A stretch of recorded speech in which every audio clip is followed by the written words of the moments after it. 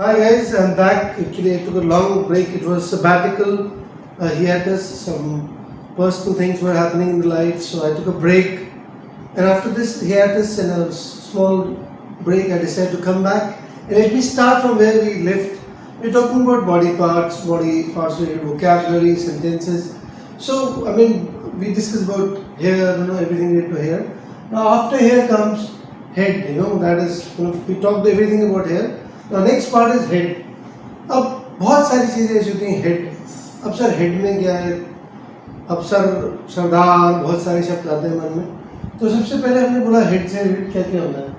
Head over heels. Head over heels एक अजीब सी बात है. एक मुझे याद आ रहा है, एक 7up का ऐड आया करता था, उसमें उल्टा दिखा देते थे head over heels. Head over heels means madly in love. प्यार में पागलपन, दीवानगी, उसको बोलते हैं head over heels. Like we can say that this guy, क्या नाम है उनका, Ranveer Singh was head over heels for Deepika Padukone. Laila Majnu, Majnu was, or Laila, both were head over heels for each other. Head over heels means when you're madly in love, दीवानगी तक बहुत ज़्यादा प्यार होता है. तो this is how we use. अब इसमें हेड आ गया है तो हमने सारे वर्ड्स हेड से रिलेटेड इसके अंदर डिस्कस करेंगे. फिर हेड स्ट्रॉन्ग में अभी नोएडा जा रहा था तो मुझे एक कंपनी भी दिखी हेड स्ट्रॉन्ग नाम की. एक बोर्ड लगा हुआ था, काफ़ी बड़ा बोर्ड थी कंपनी. हेड स्ट्रॉन्ग का मतलब होता है बहुत ज़्यादा स्टबर्न, ऑब्स्टिनेट, एरोगेंट. जो आदमी, जो कुछ लोग कहते हैं ना बड़ा दिमाग का ठन गई है तो ठन गई है. So is very head strong, is very obstinate. जो ठान ले करके दिखाएं, इनको भी हेड स्ट्रॉन्ग बोलते हैं. और हम लोग उस भाषा में कहते हैं कि बड़ा ऑब्स्टिनेट है, बड़ा स्टबर्न है, जो अटक जाती है सोई तो हटता नहीं है. So headstrong बनिए, that depends. So headstrong is either you can be बहुत ज़्यादा ज़िद्दी किस्म के आदमी को बोलते हैं या हटी को बोलते हैं. Egg headed. अब अंडा और हेड अजीब सी बात है. अंडे सर, अब एग में प्रोटीन्स और बहुत सारी चीज़ें होती हैं, you know that. So egg में एग हेडेड मतलब इंटेलेक्चुअल, बुद्धिजीवी, ज्ञानी, उसमें बहुत ज़्यादा अकल होती है. He is very egg headed. एक टूथपेस्ट भी आया करता था, प्रूडेंट, sagacious, wise. So इस सब का मतलब होता है वेरी वेरी इंटेलेक्ट, बुद्धिजीवी, बहुत ज्ञान वाला व्यक्ति. हिंदुस्तान में बहुत सारे ज्ञानी हैं और सबसे फेमस तो अगर हम बात करें चंद्रगुप्त मौर्य के जो गुरु और अशोक के गुरु चाणक्य जी, तो he was also very egg-headed, prudent, wise. हम सब लोग चाहते हैं, सब बच्चे कहते हैं बड़ा इंटेलिजेंट है. So is very very egg-headed. Head on cloud 9. अब क्लाउड 9 नो है बट हम हिंदी बोलेंगे. आजकल दिमाग जो है तुम्हारा 7वें आसमान पे. I am on cloud 9. Cloud 9 अभी एक गाना भी है, आज मैं ऊपर आसमान नीचे. So when you achieve something you are on cloud 9. और इसको हम बोलते हैं 7th हेवन. 7th हेवन मतलब 7वां आसमान. वैसे हेवन आपको पता है but this is how we use spoken. He is on cloud 9 these days after success of so many movies, films. बहुत सारे लोग कहते हैं दिमाग आजकल आसमान पे है तो इज ऑन क्लाउड 9. और कुछ लोग कहते हैं अपना दिमाग जमीन पर रखना. So keep your head on your shoulders. Keep your head on your shoulder मतलब दिमाग में सक्सेस को घुसने मत देना, उड़ने ज़्यादा उड़ना मत. So keep your head on your shoulders. मैं तो कभी भी ऐसा नहीं करता हूँ. ऐसे इतनी सक्सेस देखनी चाहिए हमको. Over the head. Over the head मतलब जब चीज़ ऊपर से निकल जाए, it was over the head. एक बाउंसर भी होता है. सो मैम ने क्या पढ़ा है, अच्छे बड़े ऑनलाइन पे जोक्स बन रहे हैं कि अरे यार वो क्या पढ़ा रही है, बच्चों को समझ नहीं आ रहा है online. You know I always believe, मैं भी कर रहा हूँ YouTube, but online teaching is a different medium. You know we always should be, because in school it is not about only teaching, it is about meeting people, it is about interacting with the student, with the peers, it is about knowing each other, it is about competition, you know, a sense of teamwork, everything is there. और जो level आप interact करके बोल सकते हैं वो obviously नहीं हो सकता. YouTube is again medium which I am speaking to you and I ask for something. But बाकी जो मीडियम ऑनलाइन के हैं तो उसमें मैंने देखा बहुत सारे बच्चों को कुछ समझ नहीं आ रहा है. So it is going over the head. और I could not make head और tails of what you said. Head और टेल्स ना मुझे इधर का समझ आया ना. सो एक लाइन यही बोलते हैं, I could not make head और tails of what you are saying. और it went over the head. Simple भाषा में बोलते हैं complete bouncer. Head hunt. Head hunt होता है, वैसे तो हंटिंग आपने पढ़ा होगा, शिकार को बोलते हैं हेड हंटर्स. आई रिमेम्बर मैं जब जॉब के लिए गया था तो एक दिल्ली में एक कंसल्टेंसी थी, उसका नाम ही था हेड हंटर्स हट। तो मैं बड़ा अजीब सा लगा मुझे, यार ये क्या है हेड हंटर्स हट, सबको कलम कर देंगे। Head hunters means the people those who recruit for you, your recruiters. जैसे आप जैसे बहुत सारी वेबसाइट भी हैं, एक बड़ी फेमस वेबसाइट है interviewair.com, आप प्लीज़ जाइए इसमें एक्सेस करिए। interviewair.com पे बहुत लोगों को ट्रैवल करने की प्रॉब्लम होती है, तो इंटरव्यूअर पे आप जाएंगे तो उन्होंने आपका इंटरव्यू लेंगे, आपके क्वेश्चंस बताएंगे, और अगर आप सही होते हैं तो वो सही कंपनीज तक पहुंचा देंगे आपको। सो आपको जाने का आने का खर्चा बचेगा। It's a very good like placement or assistance kind, in which they tell you how to give the interviews. In fact, interview से कुछ क्वेश्चन बताएंगे वो, और वैसे ही वो जॉब्स में जैसे आपकी कंपनीज पूछेंगी और वहाँ में आपका सिलेक्शन हो सकता है। सो वहाँ पे they are called, I call them head hunters, because they are searching the jobs for you. जिसे प्लेसमेंट भी बोलते हैं, कंसल्टेंट्स भी बोलते हैं, रिक्रूटमेंट एजेंसीज भी बोलते हैं। हेडवे ये एक ही वर्ड है एक्चुअली, थोड़ा सा इधर हो गया।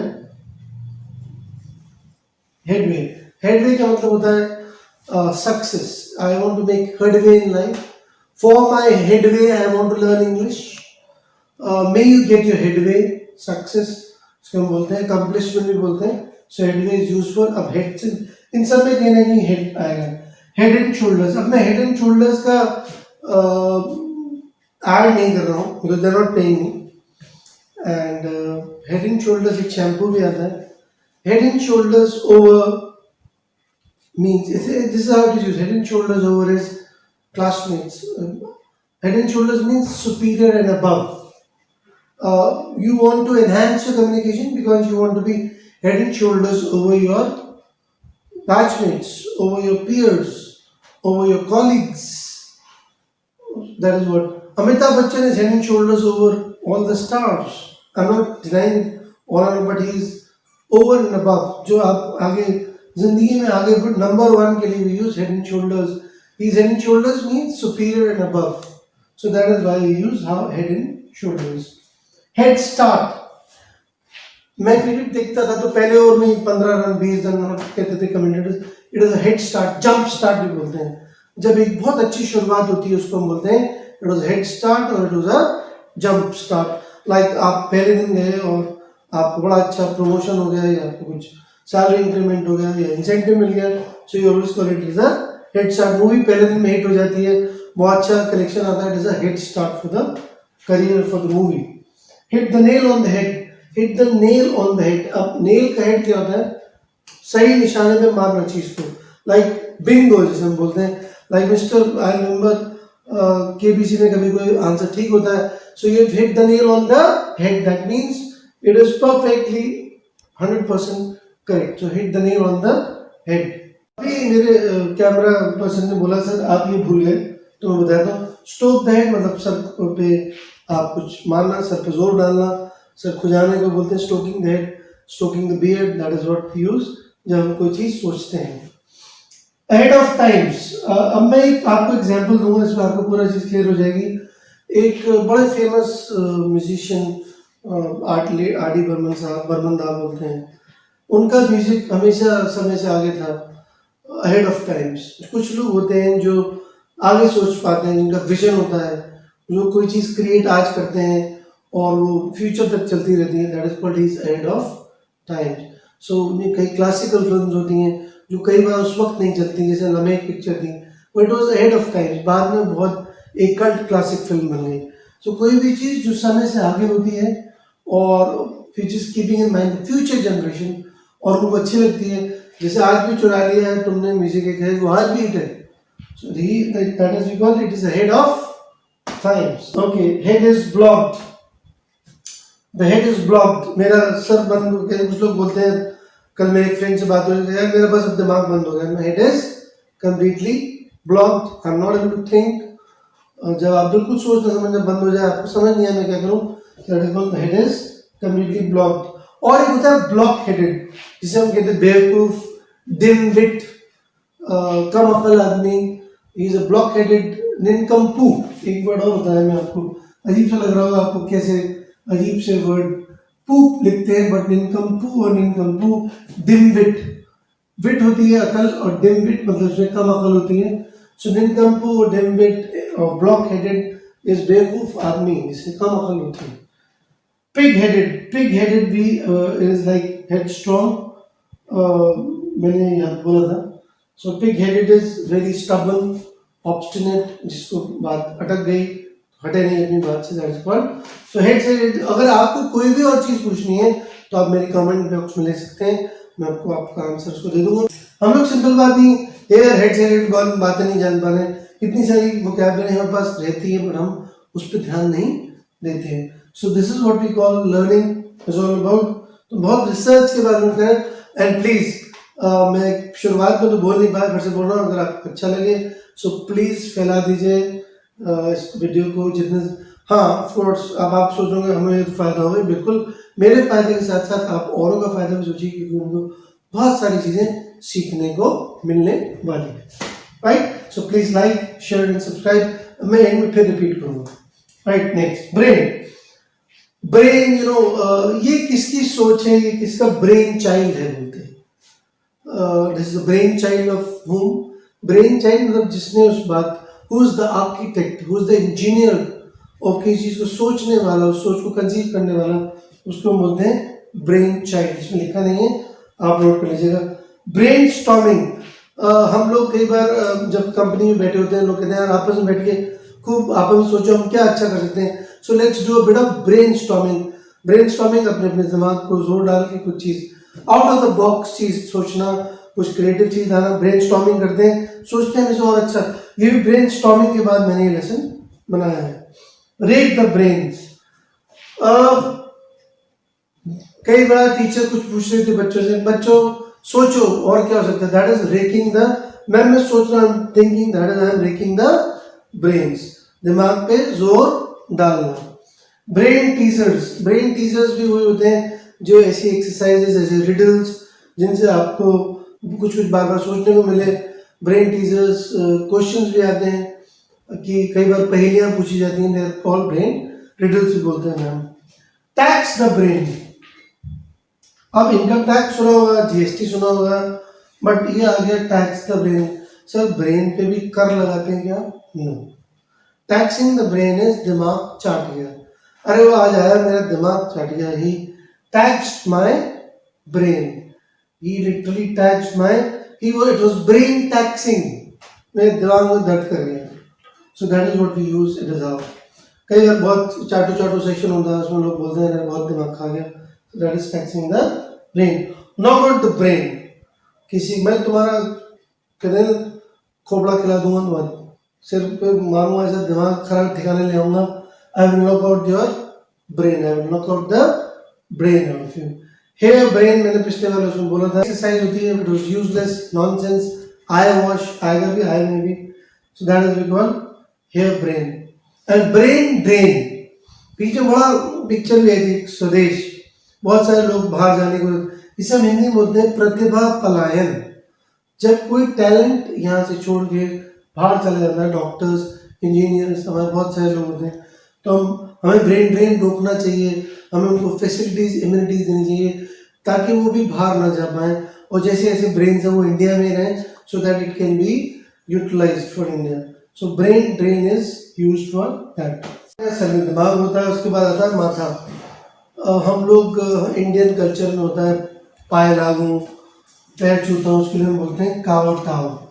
अब इसमें काव नहीं है, KWTW, काव टाव का मतलब होता है चरण स्पर्श, पाए लागू, और बो द फोरहेड, माथा टेकते हैं, बाउ अगेन, और वी बाउ in front of everyone, that is what, और काव टाव इज चरण स्पर्श। तो फोरहेड ये हो गया, और एक होता है माथे पे बल पड़ गए, ठीक है, पेट में पड़ गया, convergence on forehead, convergence on forehead.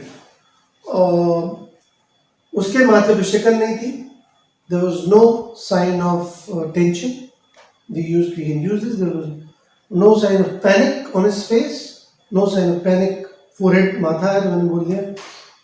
माथा पच्ची करना भी वही होता है ब्रेन स्टॉर्मिंग, और racking the brain, that is also माथा पच्ची। फिर आता है टेम्पल। अब टेम्पल मंदिर भी होता है, यू नो, और टेम्पल्स कनपट्टी को बोलते हैं, एक्चुअली टेम्पल्स लगे उसमें ई नहीं था। तो टेम्पल्स आर लाइक हेड, मैंने पिछली बार हेड की बात, स्प्लिटिंग हेड एक की बात करी थी उसमें, और सब चीज़ें जैसे हमने पिछली बार डिस्कस किया था। So that is we call temples are aching, temples are aching जब कनपट्टी में बहुत ज़्यादा दर्द होता है। ईयर, अब ईयर यू नो जहाँ से हम सुनते हैं, अब आप मेरी बात पे प्लीज ध्यान से सुनिए, please lend me your ear, lend me your ear, lend an ear to someone, इसमें लिखा है। मैं आपकी बात पूरे ध्यान सुन रहा हूँ, I am all ears to you और you should be all ears to me. जो मैं बोल रहा हूँ मैं आपसे फिर से कह रहा हूँ, आप मेरी क्लास को ध्यान से देखिए और सुनिए। So be all ears to what I am saying. Poison the ear, Hindustan में, इंडिया में, according to Hindu mythology, Ramayan में, हमारे ग्रंथ में कैकेयी और मंथरा थे, दो बड़े अजीब गरीब कैरेक्टर्स थे जिन्होंने कान भरे। और मैं मानता हूँ कि इंडिया में बहुत सारे कैकेयी मंथरा हर एक जगह होते हैं जो आपको काम नहीं करने, आपके ऑफिस में भी होंगे, आई एम श्योर फैमिली में भी होंगे।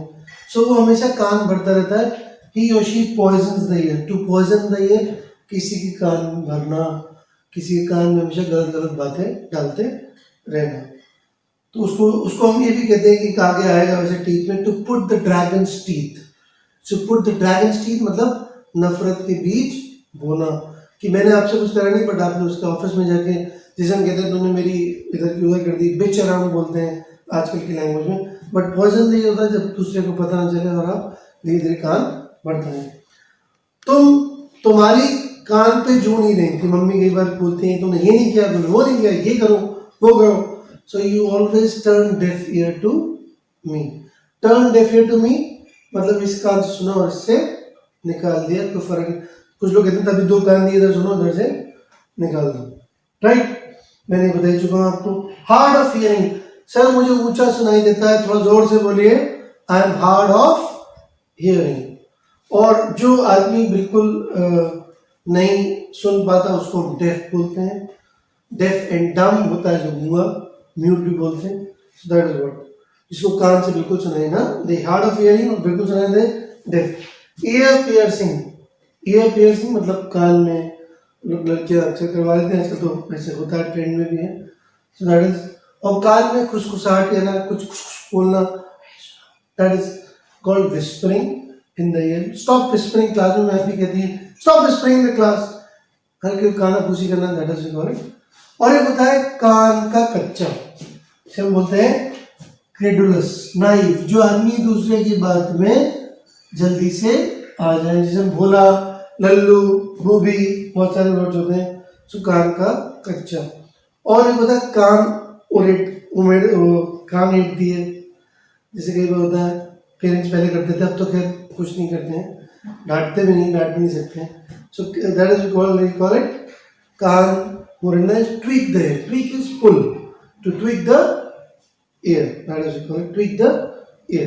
There is a homework for you all कि अभी तक head, hair, eye, forehead, temple, ear, जो भी चीज़ें हमने बात करी उससे कोई भी आपको सेंटेंस हिंदी में नहीं मतलब पता चल रहा हो तो आप मुझसे पूछ सकते हैं। और लाइक शेयर सब्सक्राइब करना मत भूलिएगा। मैं फिर से रिपीट कर रहा हूँ, please make it a viral video, I want it so that maximum people can get mileage out of this. So that's what I want and thank you so much. अगली बार हम आगे आंखों, बहुत सारे गाने भी, आंखों की गुस्ताखियाँ, आंखों ही आंखों में इशारा हो गया, तो आंखें आने वाली हैं, बहुत इंपॉर्टेंट बात, हमारा बहुत इंपॉर्टेंट रंग। सो आप देख पा रहे हैं मुझे because of these eyes. So will talk about eyes and all the rest parts. I think next session is going to be final. So all the best, keep liking, keep sharing, and thank you for subscribing and hearing me. God bless, all the best. Like, share, and subscribe to my channel.